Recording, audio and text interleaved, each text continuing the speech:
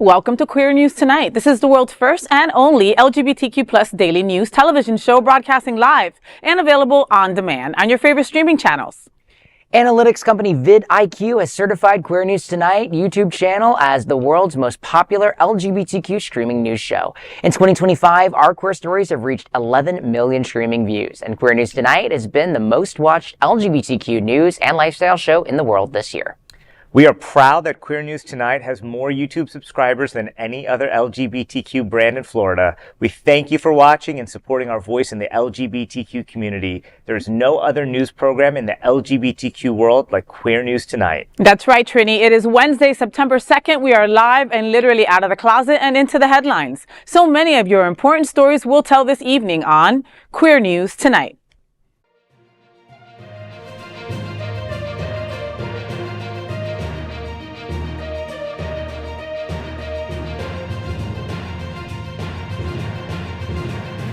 You're watching Queer News Tonight, the world's first daily LGBTQ evening news show.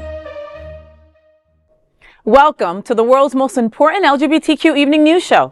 Hotspots Happening Out is one of the largest LGBTQ nonprofit media companies in America, and the same model as PBS and NPR, but designed for the LGBTQ community. We support the 11 pillars of our LGBTQ plus community and want to inform and educate on the key issues of lesbian, trans, Latino, Black, healthcare, seniors, students, faith, social justice, business, and queer culture. Our magazine is celebrating 40 years of the LGBTQ experience. Queer News Tonight is celebrating our 5th anniversary with more than 11,000 LGBTQ streaming stories. We present South Florida's major LGBTQ events, including Pride Fort Lauderdale, Stonewall Pride, and Pride Fete. Our nonprofit 501c3 magazine, events, television news, talk, and entertainment shows support our mission to educate the LGBTQ and broader community. In 2025, more than 100 community leaders will sit at this very table to support the LGBTQ plus community. Let's meet today's anchors at Queer News Tonight.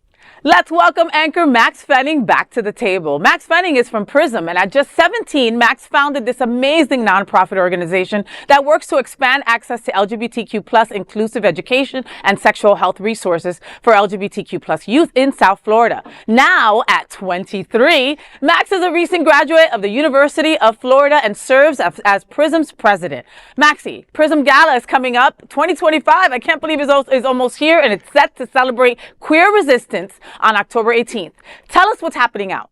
I am so excited for this event. Yes, on Saturday, October 18th, we will have our annual gala at ArtServe in Fort Lauderdale, honoring the powerful legacy of queer youth-led advocacy. October is LGBTQ plus History Month, and we at Prism are inspired by the champions in our movement throughout the past century, and there's no better way to honor that than with our 2025 gala theme, Queer as Punk, a History of Resistance, highlighting the spirit of Riot Grrrl, feminist punk, and the grassroots movements that fueled queer liberation. We have so much in store for this evening, where we'll feature live entertainment, a dinner, interactive augmented reality exhibits. What? Yeah, I know. And a silent auction, an award ceremony recognizing some amazing and phenomenal people in our community. And for the first year ever, an exclusive after party. Ooh, I love that. You know, it is tough being a queer young person here in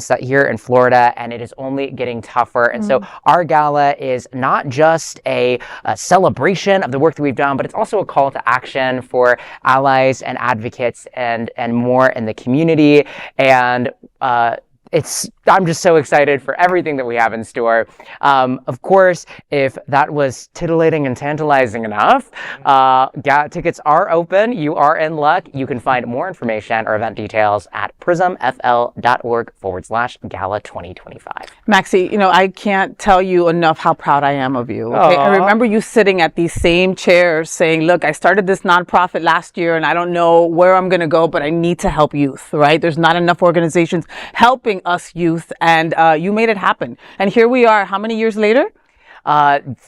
I think it's 5 years, okay? And during that time, we've had Don't Say Gay. We've had people trying to paint over our crosswalks. We've had so many craziness, and Prism has been at the forefront. From Key West to Tallahassee to Orlando, everywhere in between, this guy has been everywhere screaming on our behalf and mainly LGBTQ plus youth behalf. And so this is your gala. This is your biggest fundraiser of the year. You use this money to expedite your services throughout the year, correct? That's right. That's right.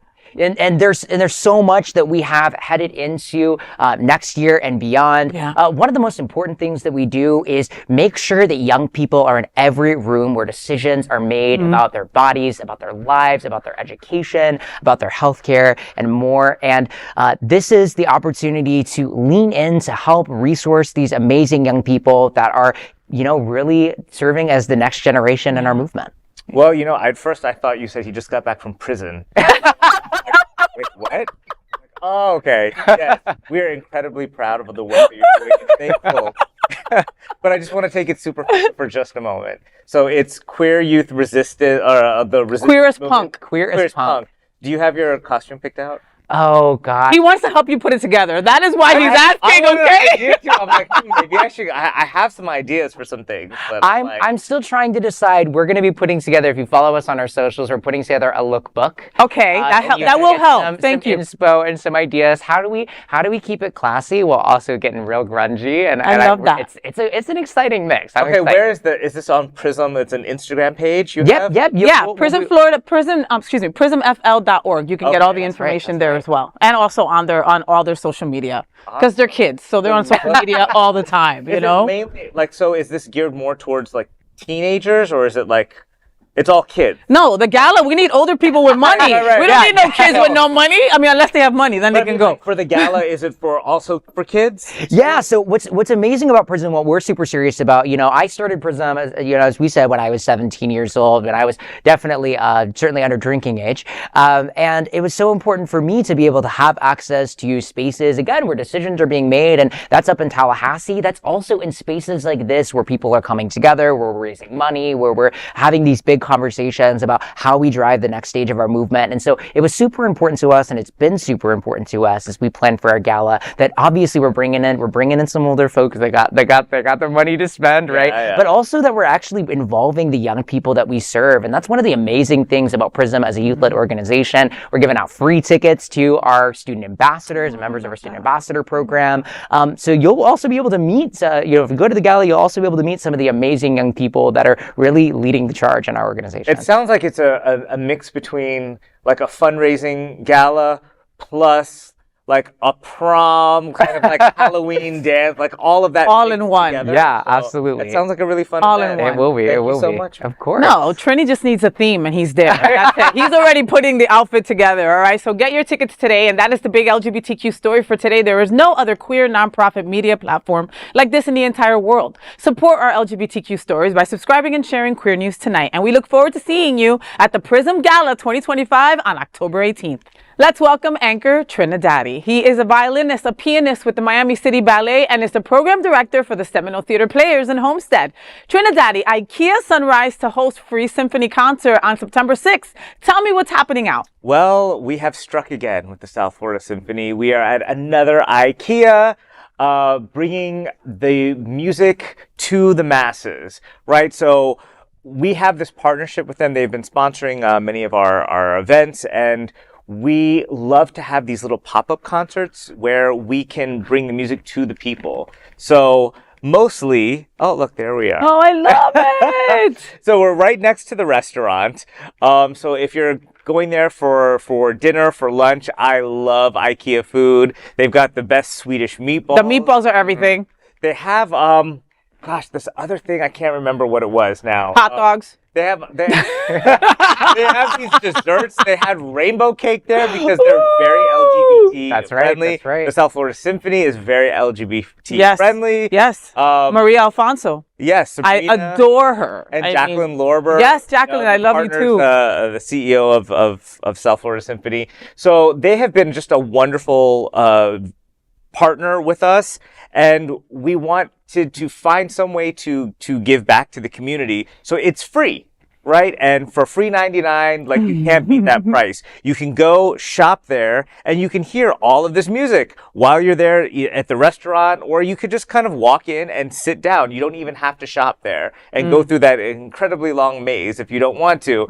So it's there for the people. It's not for the hoity-toity. It's not for the people. And I don't even want to insult people by saying hoity-toity. It's a wonderful art. I mean, I perform it all the time. I love it. But for the people who are not really into it, we're doing a whole mix of pop music as well. So it's like, think of the Candlelight series. Yes. That we are doing some of your favorite hits. We're doing some classical stuff, and it is free. The economy is terrible, you know? And if you've got kids and you want to expose them to music, and you don't have the money to take them to a concert, take them to IKEA. And there's so many free opportunities if you just look around, or cheap opportunities. So I think that you all should come out to IKEA on this Saturday, September 6th.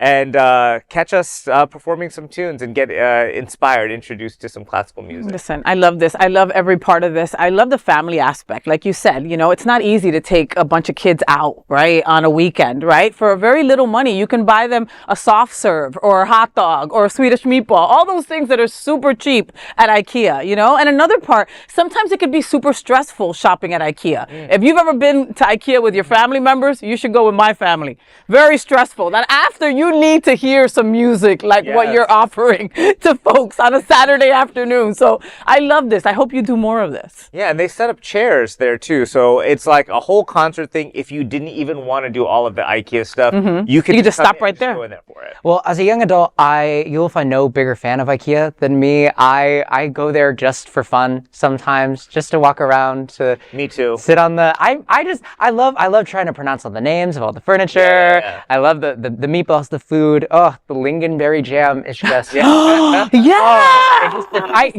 they sell it frozen too. So I'll scoop some up and I'll take some home. Like I'm a big IKEA fan, big music fan. I'm super excited for this event. Awesome. I love this. See you all there. Well, that is the big LGBTQ story for today. There is no other queer nonprofit media platform like this in the entire world. Support our LGBTQ stories by subscribing and sharing Queer News Tonight. And we look forward to seeing you at the IKEA Sunrise Symphony concert on September 6th.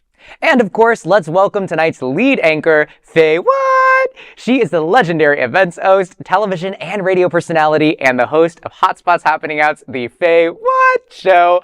Maíz y Agave to host Girls' Night White Party on September 20th. Tell me, what's happening out? Yes, baby. Coral Gables will light up with energy on Saturday, September 20th, as Girls' Night White Party takes over the rooftop of Maíz y Agave on Miracle Mile. The doors will open at 10:30 p.m., welcoming guests to an unforgettable night of music, dancing, and celebration. This electrifying event will invite everyone to dress to impress in their best white attire. Yes, after Labor Day, setting the stage for a dazzling atmosphere filled with style and sparkle. The night will feature vibrant beats, lively performances, and a crowd ready to celebrate under the stars. Presented by Agave Miami, the party will unite the LGBTQ plus community and allies for a night of connection, fun, and freedom. Agave Miami is known for hosting events for the LGBTQ plus community of Miami. More details about the event can be found on AgaveMiami.com or on Agave Events on Instagram. And it's all about wearing white after Labor Day. Like, again, I love me a good theme. Give me a theme and I'm running with it, right? It really, in a weird, funky way, it alleviates that question, what am I going to wear? You understand? Like, it opens it up some more. So, you know, it's South Florida. We don't believe in that no white after Labor Day thing here because it's South Florida. I don't even understand it. You know what? I've never understood that either, to be completely honest, Trini. Like, I grew up in New Jersey and I never understood the whole you don't wear white after Labor Day thing. So when I moved down here and nobody cared, I was like, woohoo, fantastic, you know? So Agave is all about doing theme nights and getting the LGBTQ plus community together in beautiful places like this rooftop on Miracle Mile in Coral Gables. And again, wear white, bring your girls, bring your boys, bring your theys and thems, and let's have a party. So it's a lesbian event, right? Well, it's a lesbian-owned entertainment company who throws the event, but the event itself is for everyone. Oh. As a gay man, I've gone to my fair share of girl nights. I am super excited for those. And you're dressed white. You're dressed in white already. Max is ready to go right now. Oh yeah, let's do it. You know what I mean? Just saying. I feel maybe more comfortable in lesbian events than I do in gay male events. I love lesbians. I just always have. They've always been like like best friends to me. You know, the I love first person that. I came out to was a lesbian. I'm like, oh my, and then she came out to me. Oh my God! At the same time or We after? were like, I can't even remember. It was around the same time. And she was like, well, yeah, you know, I do like to go to Home Depot a lot and build things. And I was like, wait, you too? And I was like, Oh my God. Yeah, we met in a stilt walking class. Oh, I love Funny. that. And Interesting. then she copied your haircut, and then that's it. That was Yeah, over, then right? Then I copied hers. I love And it. white is amazing. Who doesn't love a good white party, Against right? your complexion, gorgeous. Oh, thank you. Gorgeous. And those eyes in white. Oh, thank you. But yeah, white is just so much. I don't know why I like white so much, but there's something about like we're all coming kind of purified to be To the defiled party. later. I don't know. But there's just something kind of beautiful and fun and kind of a little naughty to me about a white party. Right? So, yeah. Well, and then people walk in and walk out a different way, right? You'll Yeah. see like handprints in certain parts, right? And you're like, she had a great time. They had a great Yes. time. A fun time was had by all dependent on how your garment looks at the end of the day. You know what? They need to have a black light when you exit to see like what's going on. And then it goes, you had a good time. Right. See you at the next Agave event, right? Yes. That's an yes. idea, Stephanie. So Miami. That's an idea, Stephanie. I'm just saying. Innovation that excites. Close us out, Maxie. All right. Well, that is the big LGBTQ story for today. There is no other queer nonprofit media platform like this in the entire world. Support our LGBTQ stories by subscribing and sharing. And Queer News Tonight looks forward to seeing you at the Girls' Night White Party on September 20th. Now let's dive deep into this big LGBTQ story for today. I'm FayWhat, and let's queer up gay culture. Could New York City's West Village be a crystal ball to the destruction of gay Wilton Manors? Marvin Gaye hums softly from a turntable in Donna Aceto's cozy West Village apartment. She smiles, saying, quote, "A day without Marvin Gaye is like a day without sunshine," end quote. Aceto has lived here for 35 years, close to the lesbian bars she once frequented. But today, the neighborhood feels different. There are virtually no gay bars just blocks from Stonewall and the launching pad of a worldwide civil rights movement. She admits, quote, "It's gotten very straight," end quote, recalling the vibrant queer community that once defined the village. Her story is one of many in the advocate's new exploration into the gentrification of great gay neighborhoods. Once affordable havens, the West Village and perhaps tomorrow Wilton Manors face pressures from rising rents, luxury development, and small queer businesses pushed out by upscale newcomers. Randy Wicker, longtime activist and friend of Marsha P. Johnson, remembers when Christopher Street bustled with antique shops and gay bars. His own store closed when rent spiked from $300 to over $6,500. He says, quote, "The vibrant gay community slowly relocated," end quote. Historians like Columbia's George Chauncey trace the village's queer roots back more than a century, from World War II sailors on leave to the 1969 Stonewall Uprising. But preservationists warned that without protection, these landmarks risk being erased. Councilman Eric Botcher says it plainly, quote, "Preserving queer history also means preserving queer presence. The West Village must remain a living archive of LGBTQ plus life," end quote. As rents rise in Wilton Manors, Fort Lauderdale's own gay mecca, the question looms, could the West Village be a crystal ball to the destruction of queer Wilton Manors?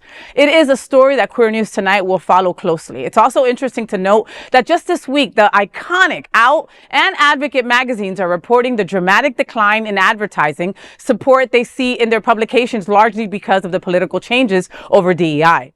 We thank our colleagues at The Advocate for helping all of us to see the changes that may be in our future. You know, as someone who spends most of my time in Wilton Manors, this story obviously feels really personal. You know, I've lived in Herald Square in New York. I lived on South Beach back when it was still kind of gay. And I even lived in the Castro in San Francisco. And I've seen it when queer spaces are popular, let's just say, right? Developers want to get their hands and their mitts on all the properties, and all of a sudden the rents start hiking up. You know, it's like, it's always the cliche thing that gays move in, we fix everything up, and then they come in and, you know, and it becomes not a inexpensive place to move into. You know what I mean? And that's the place, most of these places were places that were maybe surrounded by the hood or anything like that, that you can get a cheap place back in the day, and that just doesn't exist anymore. And, you know, people are scared that the same thing might happen in Wilton. I kind of think it's already happened. I mean, like, I don't ever hear somebody saying, "Oh, I found me a cheap little place in Wilton Manors to live at." Yeah. You know, like, We're seeing this already in South Florida. I mean, look at Willie's in Wynwood that just got bought out by developers developers, and gentrification strikes again, right? That so many of our gay bars, we've had stories in the past about the erasure of lesbian bars across the United States, gay bars, of course, but also just bars in general. I think what we're noticing for folks among in my generation are that a lot of young people would rather just be on their phone or and connect with people online than go out to get some generally pricey drinks at a bar and have a nice time at a bar. And so we're seeing the erasure of third spaces broadly, right? That it's expensive to run an establishment like that, especially when you're not getting the foot traffic that you might have seen 5-10 years ago from a younger crowd that tends to historically has gone out clubbing more, has gone out to bars more. That it's no wonder that we're seeing a lot of these spaces just completely fall apart at the seams. So you guys are doing this. It's interesting because a lot of times the gays get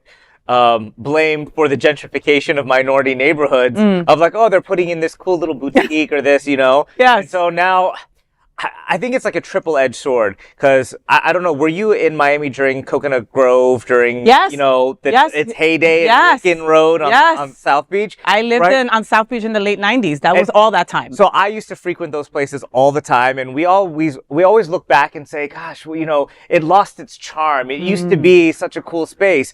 And then you think about, when was the last time you went there? How often do you go there? And the business owners are like, yeah, when was the last time you bought anything from my store? You're right. And it's the reason that they're, maybe not in all the cases, but in a lot of the cases, it's because they're just not getting the business. Yeah. Amazon, Temu, you can get pretty much anything super online. Cheap, from China or from Asia somewhere. Even with the tariffs, we're still going to get anything, anytime. Yeah. So, I think the answer to this problem is that we just have to frequent these places and support the local businesses. So if you don't want your local gay bar to go out of business, you need to go, and spend some money, but it's also difficult, because we're in a difficult financial position, That's and true. a lot of people are bracing for a very difficult next 2 years. And I saw that this year with the arts world. People are holding on to their money and not spending money on tickets. Yeah. So it has been like a huge decrease all across spending for the arts community, which is why we're with Daniela Levine. Ava's like doorstep, like, hey, restore the arts funding right now because we're all going to go out of business. Oh my goodness. So it is a really difficult situation. And I think the best way that we can support our businesses, our local businesses, is by going to them, showing up for them, finding ways, even if you don't have the money to buy something, you could shout them out on your Instagram. You can find some way to help out these businesses that we want to keep here in the long term. Yeah. Okay, but what does it make you feel when you hear Maxie, who's younger than both of us, right, say that this generation right now is not into doing that they'd rather talk on the phone? I mean, and by talk on the phone, I mean, you know what I mean. They'd rather connect on social media. Never hear each other's voices by typing. Never. Listen, I know youngsters who have full relationships with people that they have never seen in person. And full on relationships. You know what I mean? That scares me for future gayborhoods. So what's interesting is now we're seeing, and a lot of this, sped up during COVID, right? That, I became an adult in 2020 in the sort of COVID era. At Johnson's with us. Yes, we remember. But what's interesting now is that we are seeing folks that, I'm seeing folks that are my age that are now yearning to go back to those spaces, but 5-year delay, right? But now, right. But now we are seeing young people that are saying, no, look, we're, that these they're hearing these stories, right? Of from when clubs were actually vibrant, active and lively spaces. Places to meet people exactly. And to commune with one and another. I think that there's a real yearning among young people to build back third spaces, to return to patroning these spaces in a way that we have not been sort of conditioned to want to do. Perhaps they need to add some apps or some other ways that you get maybe your generation. It's like, okay, you have a relationship online, but on Wednesdays at Willie's, everybody comes and you can meet your people online. Willie's VR. Buy the drinks as an NFT. Something like that. Maybe they do need to cater towards that demographic and figure out kind of interesting ways to bring them into the club. I don't know. Who knows? No, but I think that both that are going to happen, you know, especially, I mean, again, young people are looking at the government and they're not being seen, right? So when you're not being seen on that big ass picture, you need to find those third spaces. So I hope what Maxie says is true, that, you know, they'll come back 5 years later, whatever it is, and start building some of these places, you know, because wherever gay people go, the rest follow. Yes. It's true. Period. We're the trendsetters. Period. That is the big LGBTQ story for today. There is no other queer nonprofit media platform like this in the entire world. Support our LGBTQ stories by subscribing and sharing Queer News Tonight. Now, let's dive deep into this big LGBTQ story for today. I'm Maxx Fenning, and let's queer up gay culture. Gay diver Greg Louganis sells medals, starts fresh in Panama. Diving legend Greg Louganis is starting over, and he's doing it in Panama. The 65-year-old, often celebrated as the most successful diver in U.S. Olympic history, revealed on Facebook that he has sold his California home, auctioned 3 Olympic medals, and shed much of his past life to embrace a new chapter abroad. In his heartfelt post, Louganis asked, quote, "So, as life moves forward, what are you prepared to leave behind?" End quote. According to Queerty.com, the 2 gold and 1 silver medal he sold brought in an astonishing $437,000, well above the $80,000 estimate. Louganis also sold his longtime California home, blessing it for its new owners and expressing joy that the property will bring love, peace, happiness, and a sense of safety. He's also donated or gifted many belongings, determined to travel light. Louganis said, quote, "Now I get to discover, who is Greg Louganis?" End quote.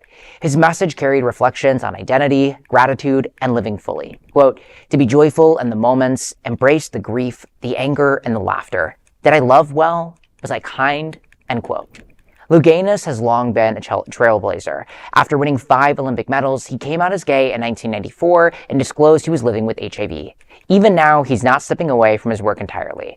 Variety recently confirmed that Louganis is signed with Innovative Artist Entertainment for new projects in hosting, commentary, endorsements, and podcasting. For fans, Queerty.com points to a video he shared from his arrival in Panama City, an open door to a brand new journey. You know, I think back to I often say my generation, many of us have never known someone who is passed from HIV or passed from AIDS, and oftentimes thinks about it as this sort of like foregone, thing that has already happened, and it's rare that we really get to see representation from folks who are currently living happy and healthy lives with HIV. Of course, there's so many medical advancements, since the 80s and the 90s and the peak of the AIDS epidemic, but I'm also, I'm just excited to be able to have, the folks have been able to see that representation throughout history, and I'm excited for this next phase of his journey. How awesome. Well, right? Yeah, Greg Louganis and I share an alma mater. We were both University of Miami, go Canes. And I used to sit by the pool all the time, and his name is plastered there. So it was just maybe 3 years after he came out that I was there. And Greg Louganis was always a topic. I mean, he was kind of UM's prize athlete. So we were always talking about him, always seeing him on the cover of everything. And I remember watching the Greg Louganis story. I think it was maybe a Lifetime. I forget which company put it out there. And Mario Lopez played Greg Louganis. Wow. And I didn't even really understand his story until I watched the biopic. And when he had that diving accident and his blood was on the ground, he was like, "Don't touch the blood," because remember, at that time, we were in our infancy of understanding HIV and how that was contracted, and it was such a stigma. And he also got a lot of backlash. There are a lot of people who hated him and said, all the people that say abomination and you're going to hell, you got what you deserve, gay people, all that kind of stuff. That was raging at the time.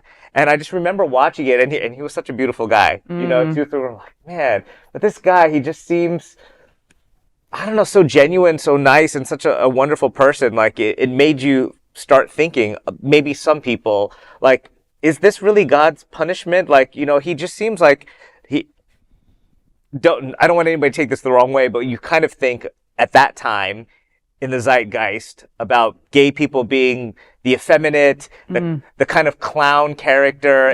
He was Olympic medal winner.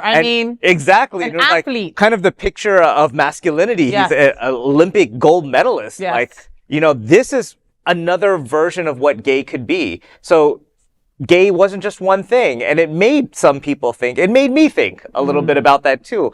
I was like, maybe gay is not what I think it is. Maybe gay has such a broad spectrum of who you can be. Maybe gay is just like everybody. Maybe it's like your next door neighbor. Maybe, you know. So I thank him for that and being such an amazing representative of what gay could be. And having to see his picture all the time, you know, left an indelible mark. As far as him leaving, I don't know what the impetus for that was. It sounds like he's maybe also on some kind of spiritual journey, you know, maybe distance from politics. Maybe politics has something to do with that. But he seems like he's trying to find himself in some way and see who he is and understand. And I have been on that journey probably 3 times already. So I kind of understand a little bit about maybe why he's doing what he's doing and maybe being known for something else. So good luck to you, man. Good luck to him. I mean, and when I think of Greg Louganis, I think of courage. I think of courageous, you know? I mean, he was out before social media, all right? Before all that time. And he got real death threats, right? And he got all the shit that comes with being gay, you know? Yet he wanted the world to know that he had HIV. He wanted to educate the world on that, you know? So when he's asking himself, who is Greg Louganis? You're a freaking courageous gay man who helped so many, right, like Trini, know that gay wasn't bad.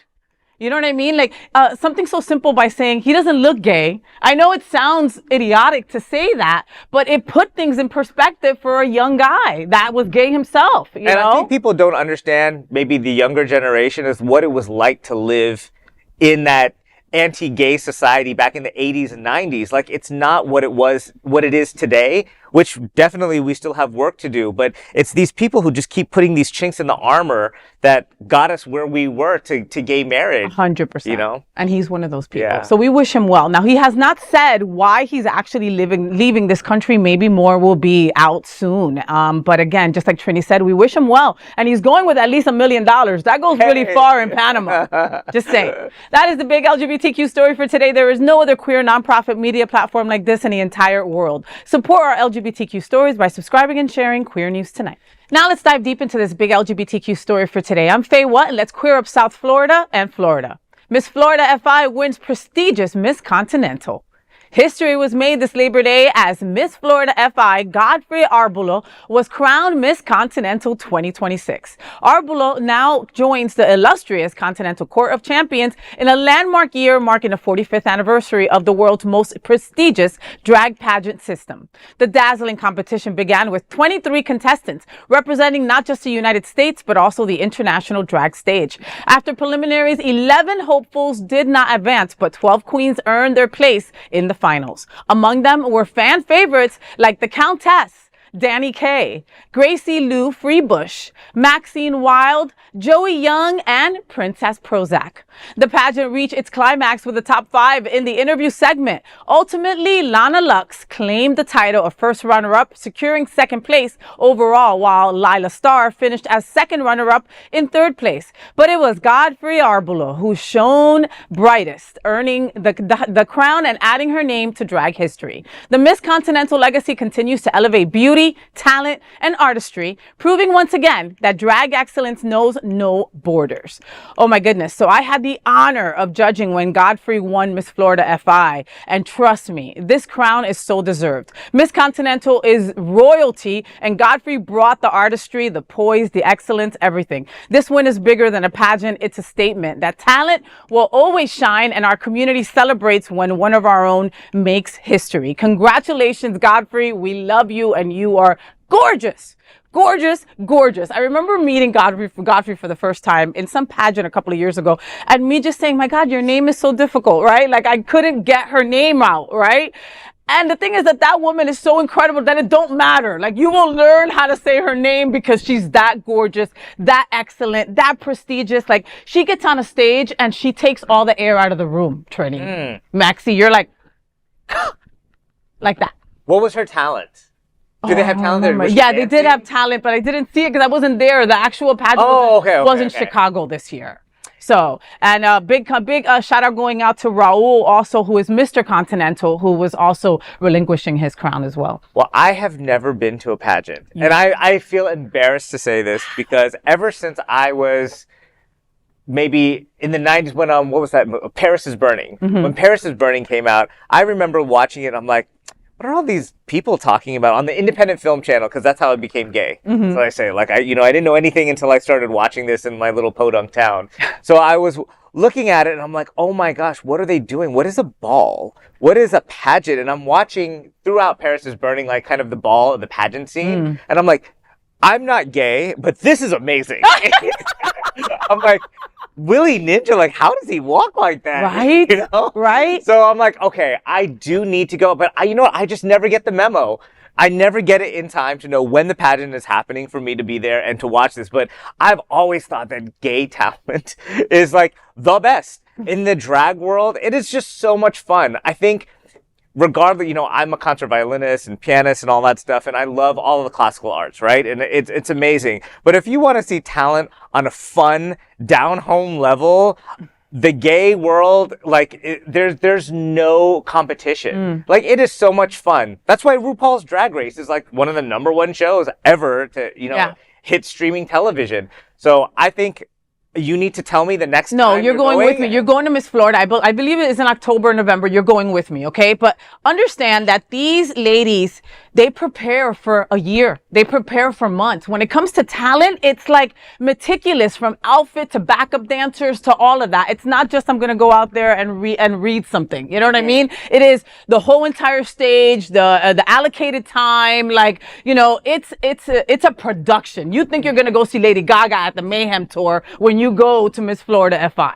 That just gave me an idea, like doing a documentary. When I was a kid, I did the Scripps Howard Spelling Bee, the National Spelling Bee, and all the little Indian kids were there.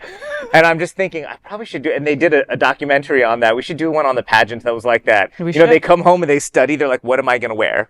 And that, like, it's probably just as much of a skill and like a time commitment to figure out what you're going to do. And some of them study and try to do this for years. They're like, 100. My goal is 4 years from now to be it. 100%. And then they'll have little gay boys stoning their dresses hours on end at night, okay? One stone at a time. Am I lying? I'm not lying.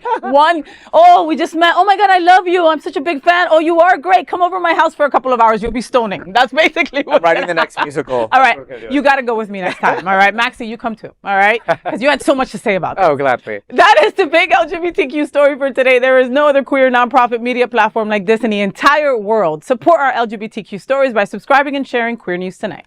Now let's dive deep into this big LGBTQ story for today. I'm TriniDaddy, and let's queer up the USA view. Out, an advocate described crisis in LGBTQ publishing over DEI backlash. A growing crisis is unfolding in LGBTQ publishing as conservative attacks on diversity, equity, and inclusion ripple through the media world. Brands are increasingly pulling away from sponsorships with LGBTQ outlets. Mark Berryhill, CEO of Equal Pride, the parent company of The Advocate, Out, and Pride.com, told The Guardian that companies recently have been a bit more cautious than they were in the past. Berryhill added, quote, "We've tried to do a better job in the political climate of just selling the importance of our buying power. Everybody's cautious, and I don't think it's just LGBTQ. I think they're cautious in general right now with their work with minority-owned companies," end quote. The impact has been severe. Tag Warner, CEO of Gay Times, revealed the magazine has lost 80% of its advertisers in the past year, with more than $6.7 million in expected revenue. Executives at Amalia, WAP, and Attitude Magazine's publisher, Stream Publishing, report similar struggles. This shift began even before Donald Trump's executive order terminating federal DEI positions. Online campaigns led by right-wing figures, including failed filmmaker turned failed congressional candidate Robbie Starbuck, targeted companies until many dropped DEI initiatives and cut ties with Pride and Juneteenth sponsorships. The losses are clear. Heritage of Pride, which produces New York City Pride, dropped from 5 platinum sponsors to just 1. Pride organizers in San Francisco, Oakland, St. Louis, Columbus, and Toronto have reported similar setbacks. Berryhill says the challenge is reframing sponsorships as smart business, not just charity, as he put it. Quote, "You should do it because it's the right thing to support LGBTQ journalism. We're small, we need to get the word out, we have important stories to tell, but it's also a good business decision," end quote. Berryhill of Out and The Advocate is a resident here in South Florida. I think he's got the right idea. I think the right-wing party of this country has tried to spin DEI to be not merit-based, that you're getting lesser by hiring minorities and people of varying abilities. I think the issue is that we need to reframe it so that we're showing that DEI is more about fair hiring practices to get the best people. The reason why we have DEI, at least for me, maybe it's different for some other people, but for me, it's because we do have discrimination built in. So maybe you look at a black woman who is interviewing for a job, and because of whatever internal bias that you may or may not know that you have, you look at her as being maybe less able to lead than the white man that comes in after. And it's not to say that the white man may be more capable than the black woman. Maybe it's the opposite, but it's about having a level playing field and trying to take out the bias from it. The best, I think, story comes from the orchestral classical world. It was always seen that women were not as good players as men, and they did the screen experiment and put up screens, and within a few years the genders flipped. Wow. And it was more female than male that were winning the jobs because of that bias. So I think we need to make sure that we stress that it is for the betterment of the company, that we're getting the best people by taking out the bias. Now, maybe they don't need to harp on that part so much, but maybe talk about how they're going to have bias-free interviews. And I think that would... Screens during interviews. Something that's similar to that, or maybe that they have a female who is interviewing another female, although a female can have a bias against another female, of course. But other ways that we make sure that we're taking the bias out of it. And another thing is kind of the counter to that point is that many DEI policies have been instituted poorly and have not gotten the goal that they were looking to get. So I think that we need to also look at how we're implementing DEI policies, because I think the federal positions have been taken out, but individual companies can do whatever they want to do with it, right? So I think that they need to stress how fair it is and why we're getting the best people. And they also need to talk about how they're implementing it to make sure that you're actually getting the right results. We've got to change DEI. We've got to change that acronym immediately, because unfortunately many people just hear DEI and they go, woke, no, that's it. I don't want any of that, without even knowing what it even stands for or anything like that. You know, with everything that you just said, Trini, you're absolutely right. My thing is that when you have a president at the helm that doesn't want to level the playing field, then why would companies follow suit? Well, we also have to. We also should zoom out here, right? Because when we're talking about DA, there's different things that fall into that bucket. You mentioned, women, ableism. Sure, you mentioned hiring practices, but also, when we're specifically talking about sort of this media landscape and sponsorships for some of these publications, investing in ad revenue. At the end of the day, we have to think. I as an organizer, as an activist, I'm thinking about who are the decision makers and what are the things that are motivating them. And the decision makers here are companies, their CEOs, their executives in these businesses, and what motivates them? It's money, right? At the end of the day, they're the people that they respond to are their shareholders, and it's also it's their consumer, right? And so we could talk all we want about about Donald Trump and how this administration is pushing back against DEI, but the people who are actually at the end of the day who are actually gonna be motivating the decision makers for these companies and making the decisions about where they're spending their ad dollars, what publications they're investing into, are the people who make the money. That is their customer base. So the reality, when I talked about Robbie Starbuck, we have to get better about boycotts. We have to be better. We talk about the queer dollar and the idea of this, like, the wealthy gay man and who doesn't have kids and is a double double income, no kids household, right? Never heard of that. Yeah. Right, but the queer dollar is a real thing that we do not we've lost our way, right, in leveraging it, and we have to make sure that we are investing in companies that are investing back into In us. That means purchasing from queer-owned businesses. That means not purchasing from companies that have pulled back their DEI policies, that have divested from LGBT nonprofits, that have divested from queer media, that are not spending their ad dollars there. Do not spend your money there, right? Because that is the thing at the end of the day. You know, when boycotts are targeted and they are consistent and you take them seriously, it does actually lead to change, and it's part of what led to a lot of these companies starting to invest in LGBTQ plus companies and media in the first place. Well, and it's affected, like Walmart, for example. You can see the boycott working. Unfortunately, everybody would have to,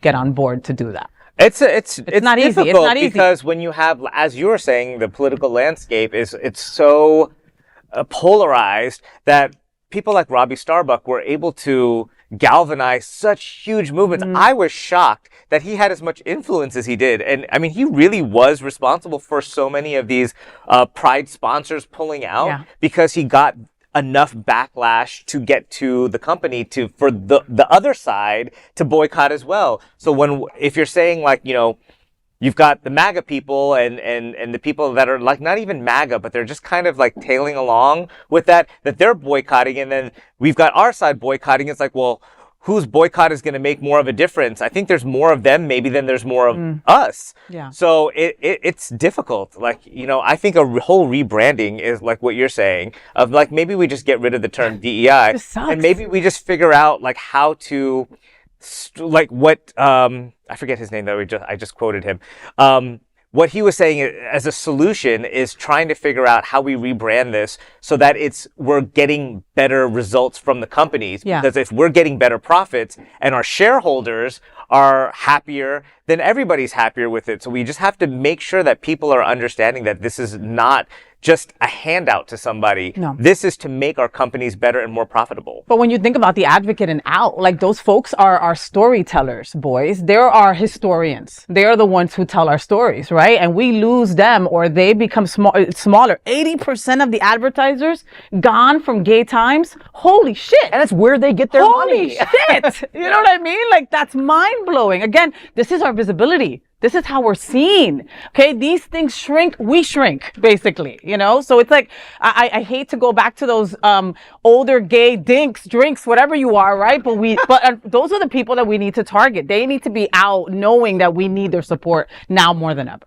It's really interesting that in the 90s, I mean, that's probably when gay activism, it was more in my mind and what we need to do. I feel like this is the first time maybe in the past 2 years that I felt like we've gone truly backwards. And so trying to come up with these strategies of how we're going to retake back our community and society, it's an ongoing conversation for the next couple years that we're in this together. At least. And that is the big LGBTQ story for today. There is no other queer nonprofit media platform like this in the entire world. Support our LGBTQ stories by subscribing and sharing Queer News Tonight. Now let's dive deep into this big LGBTQ story for today. I'm FayWhat, and let's queer up lesbian and queer women. Richmond Mourns Vicky Hester, Trailblazer, behind Babes of Carytown lesbian bar. Richmond, Virginia is mourning the loss of a trailblazer in LGBTQ plus history. Vicky Hester, longtime owner of Babes of Carytown, the second oldest lesbian bar in America, has died. The announcement came Tuesday in a heartfelt Instagram post from the bar saying Hester passed away surrounded by loved ones. The post read, quote, "Please continue to join her family, friends, and staff at Babes of Carytown in remembering her tenacity for life and love for people. Keep those she loved in your thoughts as we begin to navigate life without her. She will truly be missed," end quote. Hester transformed Babes, which first opened as a steakhouse in 1987, into a beloved gathering space for lesbians and the wider LGBTQ plus community. She told RVA magazine earlier this year, quote, "It's always been about pride and community and the place to not only come together, but struggle together," end quote. For decades, Babes has hosted everyone from line dancers to LGBTQ plus sports leagues. Customers remember it as a safe, joyful space where diversity was celebrated. James Wilner, director of Virginia Pride, called Hester, quote, "a pillar of Richmond's LGBTQ community." She understood that queer spaces are sacred, not just as places to socialize, but as centers of community, end quote. Hester is survived by her wife, Ashley, and plans for a celebration of life will be announced in the days ahead. You know, I hope that her wife, Ashley, will keep the space open and keep it, again, because it's true, like what the story said, our bars are our community centers. It's where we unite, especially with how things are. You turn on the TV and you see all these attacks on our community. You are like, oh, I need a drink, right? And I also need to be with other people that know the plight, that know the fears, that know the struggle, like the gentleman had said. Thank you for being a trailblazer. Thank you for serving our community in such an incredible way, Miss Vicky Hester. As a lesbian, I thank you twice. And honestly, you know, we really have to remember our trailblazers and always know that they won't be forgotten. Absolutely. I am going to tip my drink up to you for being the trailblazer that you were. I think the older you get, the more appreciation you have for the people that come before you and like how difficult it is. I mean, New York was a little bit more of a liberal city, you know, but still we're talking 1985. You know, we're talking about people who still hate you. And make it difficult for you to get business licenses and complain about this and that. And so I always think, you know, the generation before me, including my parents, you know, that they were so much more of a badass than I ever will be, you know. So I'm tipping my drink to you in memorial. And again, as we've said, you know, I also hope that that Babes is able to stay open. It's so important. Once again, we've said it so many times tonight, but patron your local queer businesses. You know, support them, because we need to be able to, you know, protect and defend these spaces and these community spaces where we're able to build power, we're able to build community and fight for a better world and better lives for each other. Yeah, and the second oldest in America. You better keep that going, Babes. All right. And again, prayers to all those that were affected by Vicky's loss. And that is the big LGBTQ story for today. There is no other queer nonprofit media platform like this in the entire world. Support our LGBTQ stories by subscribing and sharing Queer News Tonight. As a nonprofit LGBTQ media organization, we would like to thank our viewers for supporting our mission to tell the stories of the queer community. We'd also like to thank the generous support of Jets Pizza. Jets is the LGBTQ community's most popular pizza in South Florida. Take a look around these streets. Do you really think we woke up one day and said, yeah, the world needs more pizza? Nah, just a better one. Better, like the world's best pizza, Jet's Detroit-style pizza. Hand-pressed and baked to the thickest, crispiest crunch. You're welcome.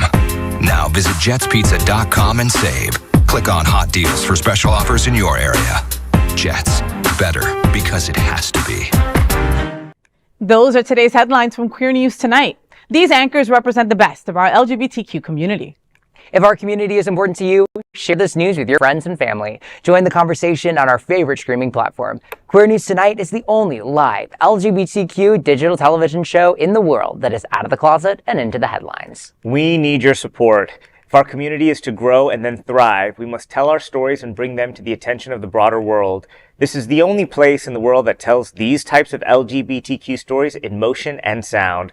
That is the passion of Hotspots Magazine, Happening Out Television Network, and Queer News Tonight. I'm your anchor, FayWhat, and I wish you a fabulous evening on behalf of these LGBTQ reporters, the incredible anchors of Queer News Tonight, including Maxx Fenning and TriniDaddy. We will see you daily at 8 p.m. to our LGBTQ plus world. We hope that you will join us by embracing love, generosity, bravery, by being transformative and being queer. Good night. Night.